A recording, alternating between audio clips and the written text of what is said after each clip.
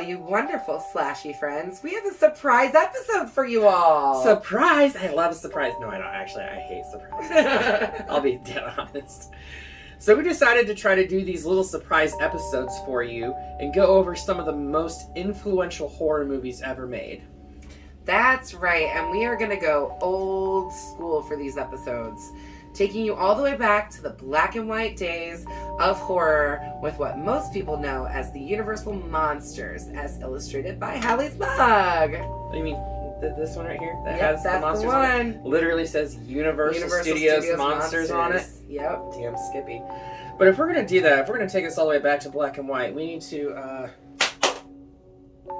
Yeah, okay. That's better. Let's do this right. This makes a lot more sense. Right.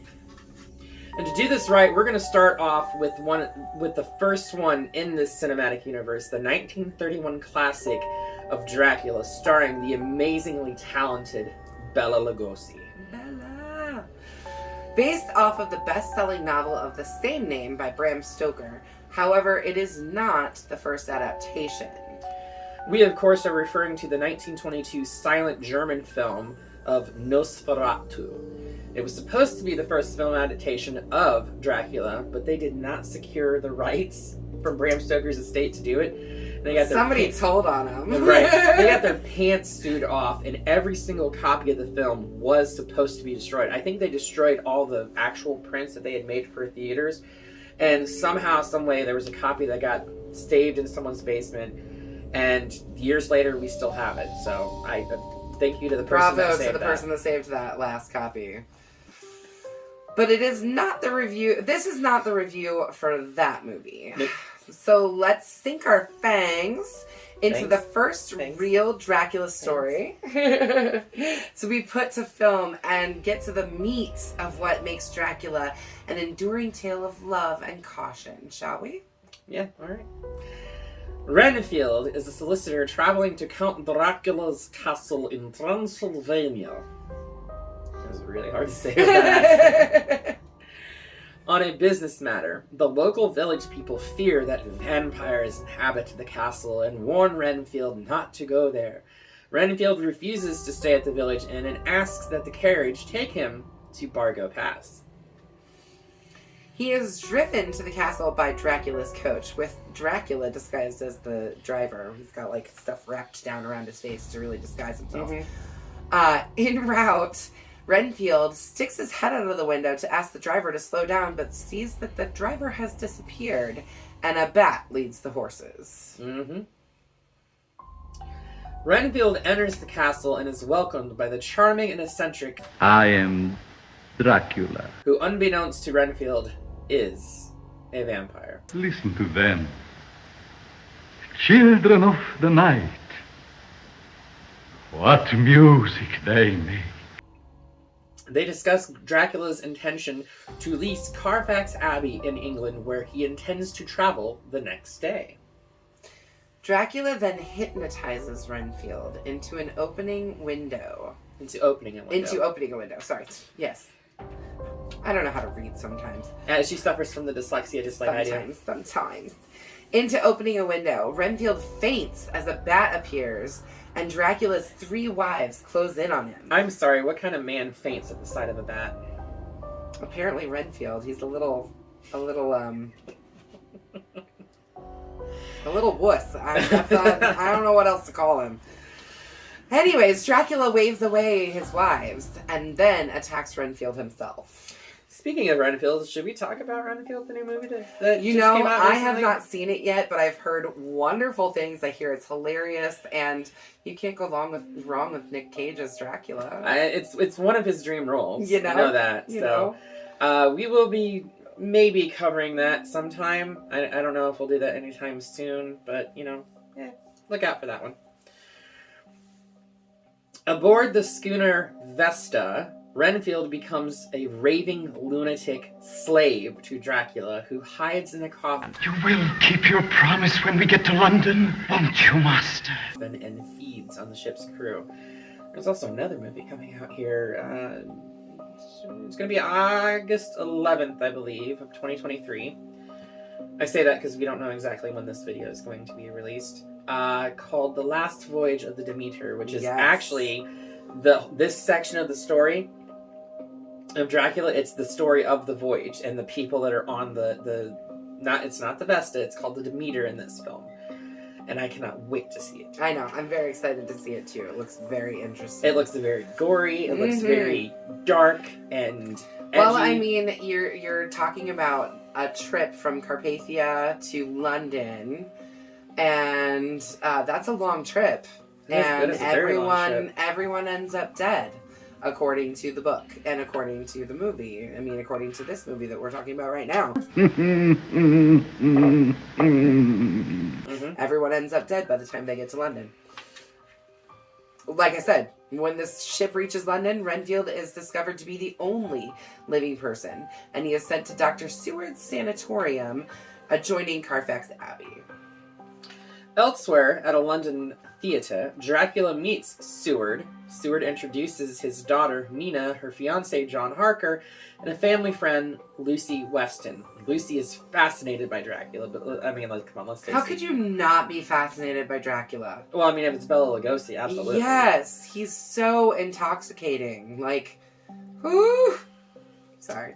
I love the scene where they had the light shine on his eyes. Oh, yes. Because it makes his eyes so bright white, and it's just like you can't help but stare into them. However, he almost went blind doing that. Yeah, I'm not surprised. Things back in the 30s weren't right. exactly So the same. exactly, this is 1931. So how they did it is they had a board with 2 holes cut out that perfectly lined up with his eyes when the light was angled just right, and unfortunately, he had to look. So the light was shining directly in his eyes, and he almost went blind from it. Yeah, that's not surprising. That night, Dracula enters Lucy's room and feasts on her blood while she sleeps. She dies the next day after a string of blood transfusions that just don't work. Yep. Renfield is obsessed with eating flies and spiders and any small creatures, just small creatures. Right. He doesn't have the full bloodlust. Small creatures. He doesn't want the full bloodlust. He doesn't want to go after people. He just wants to eat the little things. I'm sorry, the actor that they have playing Renfield in this is just brilliant, playing a madman. Absolutely. The way that he gets his eyes so wide to where you're like, oh my god, this guy is literally going to jump through the screen at me.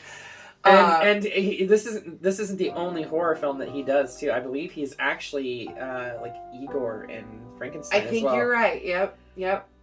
We'll double check when we do Frankenstein, but yes. I believe it's the same actor playing that character as well. So, a Dr. Professor Van Helsing, analyzes his blood and discovers his obsession. He starts talking about vampires, and that afternoon Renfield begs Seward to send him away, claiming his nightly cries may disturb Mina's dreams. Gentlemen, we are dealing with the undead. Yes, Nosferatu, the superstition of yesterday can become the scientific reality of today. When Dracula calls Renfield through the medium of wolf howling, I'm still because he can turn into a bat and he can turn into a wolf, or at least howl like a wolf. Right. Renfield is disturbed by Van Helsing showing him wolfsbane. Okay, wolfsbane I understand for keeping wolves away, but apparently in this incarnation, and I don't remember it being in the book, I could be wrong, it's been a long time since I read the book, I don't remember wolfsbane being used as a repellent. Me either. For Nosferatu or vampires. Van Helsing says it's used as a protection from vampires, but I don't remember it. Yeah, I don't either. Dracula visits Mina asleep in her bedroom and bites her. The next evening, he enters for another visit, and Van Helsing and Harker notice that he does not have a mirror reflection. Van Helsing, a most distinguished scientist whose name we know, even in the wild of Transylvania. So he comes back the next night, and Mina's like there and like kind of a little beside herself because she's got some blood loss. And I mean, to be fair, I think most people would be a little beside themselves with some blood loss. I think so. And, you know, he shows up there, and they have this little, like, cigarette box with a mirror on the inside of it. And Van Helsing notices, as Mina's talking to Dracula, that, like, hey, look, this guy don't have no reflection. So then they try to set him up. You know, they, like, take the cigarette box over to him, and they like, try to offer him a cigar or cigarette or whatever it is, and he slaps the box out of his hand. He says something along the lines of, I don't like mirrors. Yes. Van Helsing deduces that Dracula must be a vampire and behind the recent tragedies that have been plaguing London. Makes sense. So Mina leaves her room and runs to Dracula in the garden, where he attacks her. The maid finds her. Newspaper reporters report that a woman in white is luring children from the park and biting them. Mina recognizes the lady as Lucy, risen as a vampire. See, I don't remember her rising either. I thought that they staked her in her grave. Unless, I could be confusing the 1992 Francis Ford Coppola one. They definitely staked her in her grave in that one, right. Yeah. Harker wants to take Mina to London for safety, but is convinced to leave her with Van Helsing. Van Helsing orders Nurse Briggs to take care of Mina when she sleeps and not to remove the wreath of wolfsbane from her neck. I wonder when wolfsbane got changed out for garlic. For garlic? Yeah, I wondered that too. Because garlic is definitely not present in this first film. No, but I know that in later incarnations, maybe not necessarily these versions of Dracula or vampires in and of itself, because I haven't watched all of them. There's like 5 or 6 Dracula films from this cinematic universe. Yeah. It's definitely garlic that is used like literally like rings of garlic cloves and everything like that. So Renfield escapes from his cell and listens to the men discussing the vampires. And before he's taken back to his cell, Renfield relates to them how Dracula convinced Renfield to allow him to enter the sanatorium in promising him thousands of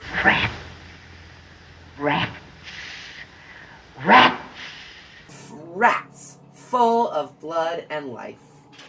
Again, small creatures, not humans, small creatures. Rats. Dracula enters the Seward parlor and talks with Van Helsing. He states that Mina now belongs to him and warns Van Helsing to return to his home country. Van Helsing swears to excavate. Sometimes you can't read what I type, you know? Yeah, well. Carfax Abbey and destroy Dracula. I want to suck your... Yeah. So Dracula attempts to hypnotize Van Helsing, but the latter's resolve proves stronger. As Dracula lunges at Van Helsing, he draws a crucifix from his coat, forcing Dracula to retreat. And we get the whole cape movement at that point, I believe.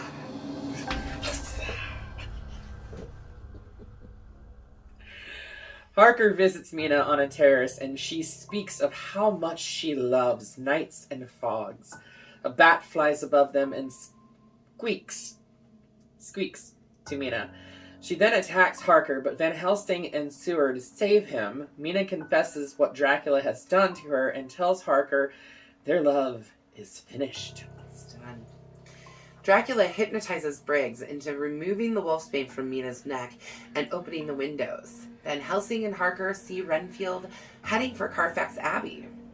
Arriving there, they see Dracula with Mina. When Harker shouts to Mina, Dracula thinks Renfield has betrayed him by leading them there and kills him. Poor Renfield. I know.